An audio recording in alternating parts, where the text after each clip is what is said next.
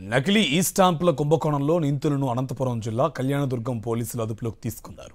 ఈ కుంభకోణానికి పాల్పడిన మీసేవ కేంద్ర నిర్వాహకుడు మీసేవ బాబు అలియాస్ ఎర్రాపతో పాటు మీసేవ కేంద్రంలో పనిచేసే మరో ఇద్దరిని కూడా ఇటీవల అనంతపురం పోలీసులు అదుపులోకి తీసుకుని విచారించిన విషయం తెలిసిందే.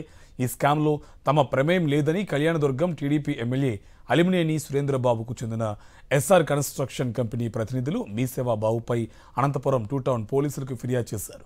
అతన్ని అదుపులోకి తీసుకున్న అనంతపురం పోలీసులు సుమారు 5 రోజుల పాటు విచారణ జరిపారు. ఈ వ్యవహారంలో అనుమానం ఉన్న వారిని అదుపులోకి తీసుకుని విచారించారు. 24 గంటల్లోపే నిందితులపై పోలీసులు కేసు నమోదు చేశారు. కానీ 5 రోజులు కావస్తున్న అరెస్టు చూపకపోవడంతో ప్రజల్లో అనుమానాలు రేకెత్తాయి.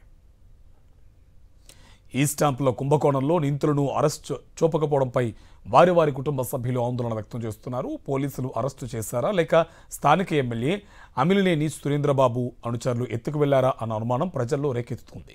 దీనికి తోడు వైఎస్ఆర్సీపీ కళ్యాణదుర్గం నియోజకవర్గ సమన్వయకర్త డాక్టర్ తలారి రంగయ్య విజయవాడలో ప్రెస్ మీట్ పెట్టి ఈ స్టాంపు కుంభకోణంలో పరిణామాలపై పలు ప్రశ్నలు సంధించారు.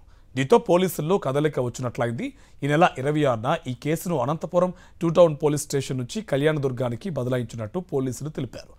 అదే రోజు సాయంత్రం పోలీసు పెద్దల నుంచి స్థానిక డీఎస్పీ సిబ్బందికి ఆదేశాలు రావడంతో నిందితులను స్టేషన్కు తీసుకువచ్చారు.